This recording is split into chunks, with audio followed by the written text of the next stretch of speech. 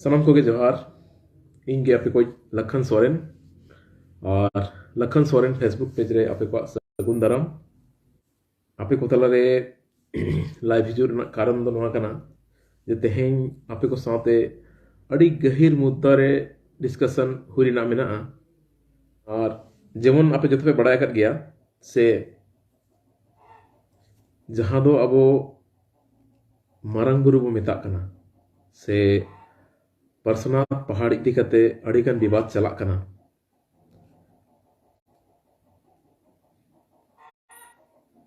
इन ओना मुद्दा इदी कते गे नो फेसबुक लाइविंग हेज कना और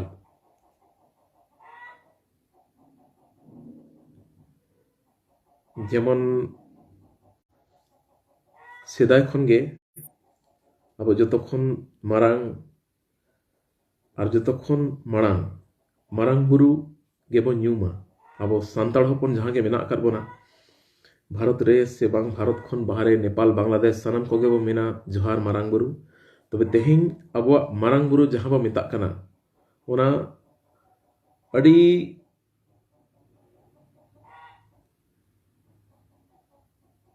खतरा रे मेना मेन गानोआ तेहिं अब बो रेज अचो कना तेहें एटा धर्म दिन होड़ ओना मारांग बुरु ठेन को दाबी और आकोआ बोंगा स्थान आको को मेता कना तबे अड़ी दुख बुझा कना जे अबो सांताड़ दो सनम जगह रे उनका गेबो कोचलो नचो कना और तेहें मारांग बुरु सुमुंगा कथा तो बांग कना नोआ खन मारांग जहां तिना गे अबो अब सेदाय खन गेबो बड़ाया जे अब जहां आदिवासी कना बो सांताड़ कना बो से जहां तिना गे सांताड़ लड़का मुंडा माले जहां गे आदिवासी अब तो प्राकृतिक पूजक कना बन नेचर गे अबोरिन बोंगा बुरु उनका हिसाब ते मेन गानोआ राजरप्पा जहां को मेता कना राजा रप्पा ओंडे हो नितो एटा को आगे कब्जा मेना लुगुबुरु रे हो बाई बाईते एटा धर्म रिन होड़ नितो बोलो बोलो लेका को बोलन कना और नितो अब परी मेना का मारांग बुरु ठे अब को तलारिन होड़ बचाव कते अब नोआ बो इयरो कना से उनको अब को गोड़वा बोना अबोरिन होड़ गे मिटंग पद रे सेटर कते आको रोड को बदलेया अबोआ भोट ते से बंग अबोआ दाड़ेते अब उनको मिटंग ठावर बो सेटरेट को और अड़ी गर्व अड़ी प्राउड बो फील आ जे बांगा अब मिटंग होड़ चेतन धापरे मिनाया जहां दो अब को दुख अब को कष्ट उनी नेल तबनाय और उनी अब को ठेन दुख तिसो बाय इचवा मेनखान अब कोरिन होड़ उना चेतन धापरे मेना को रे हो तेहें अब मारांग बुरु बुरा जेचो कना जहां तिना गे बया मिश्रा को नितो ना लाइव पे नेले तबना दया कते ना लाइव शेयर तबन पे अडी होड़ दो बड़ाया और अडी होड़ दो बांगो बड़ाया मेनखान जहां तिना गे सांताड़ लड़का मुंडा महले जहां गे आदिवासी मेना कत को सनम निये बड़ाय जंग पे जे अबो जाहिर अबो बोंगा थान अबो मारांग बुरु तेहिं अड़ी गंभीर परिस्थिति रे मेना अब संताड़ से बांग अब आदिवासी दो अड़ी अड़ी सहज होड़ बो ताहेना अड़ी दयालु बो ताहेना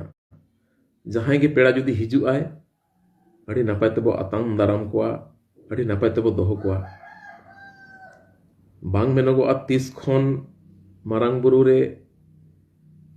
पेड़ा लेकाय को हेज अकाना मेनखान नितो आको को दाबी आजे ओना दो आकोआ बोंगा थान कना आकोआ बोंगा स्थान कना और अब नोआ इदी कते सरकार हो बाय गोड़ो अपन कना तबे ओना बांचाव लगित ते sanam koge jaha tinak ge आदिवासी बोहा को मेना अकात पेया बिहार बेंगल असम उड़ीसा नेपाल बांग्लादेश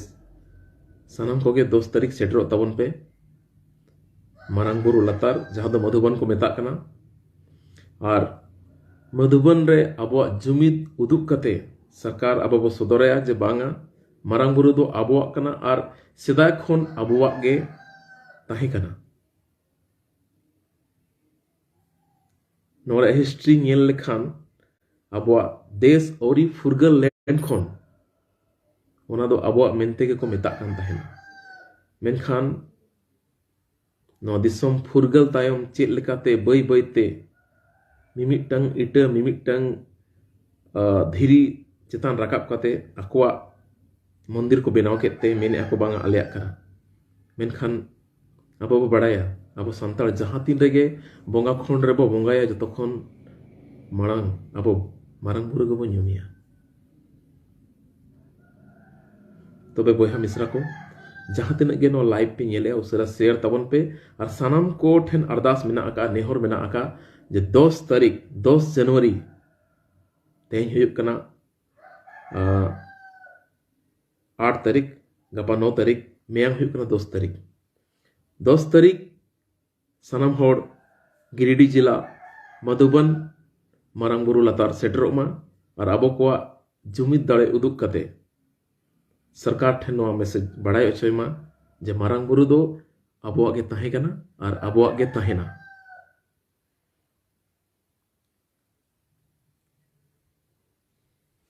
अड़ी दुख बुझा कना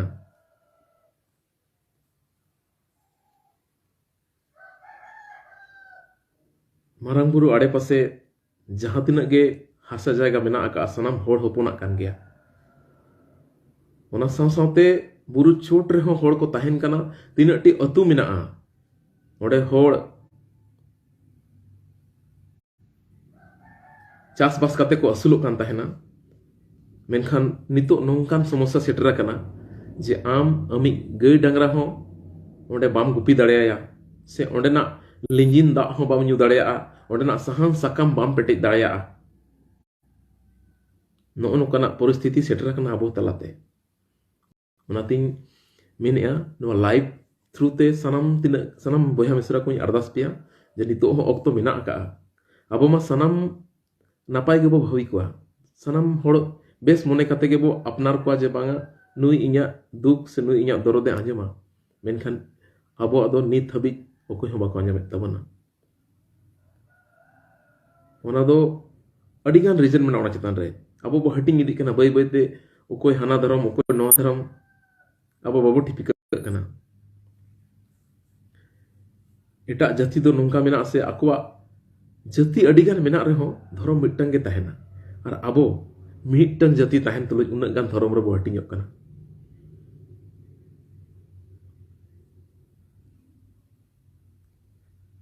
तबे बोहा को मिश्रा को आपे कोठेन अरदास मेना आका 10 तारीख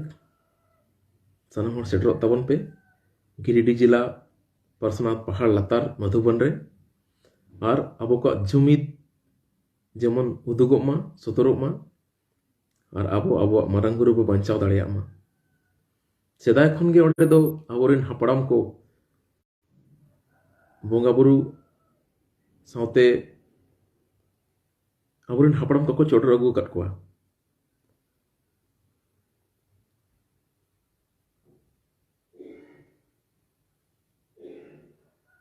तेहनिया लाइव दो इया हिजुरना कारण दो नवा कान गया जे नो लाइव थ्रू ती बड़ा अच्छे पिया 10 तारीख जहां रैली मेना ओना दो सामाजिक स्तर ते मेना ओका हो राजनीतिक पार्टी सला दो जुड़े बनु आका हो राजनीतिक होड़ हेज कते को सेलेक्ट दाड़ेया मेनखान मिटंग पार्टी सुमुंग ते अब बो हटिñok कना जेमन जहां तिना गे पार्टी मेना आका अब नोआ आश्रे बो ताहेन कना जे नुई पार्टी गड़ो बना नुई गड़ो बना मेनखान अब दो कोय हमको गड़ो बन कना अड़ी दुख बुझा कना माइन खान नो लाइव ते नो गिन बड़ा चेत पिया जे 11 जनवरी 2023 मधुबन पार्श्वनाथ पहाड़ लातार सेटरों तबन पे और अब को जुमीद अब को रैली सफल तबन पे सनम को की जोहार।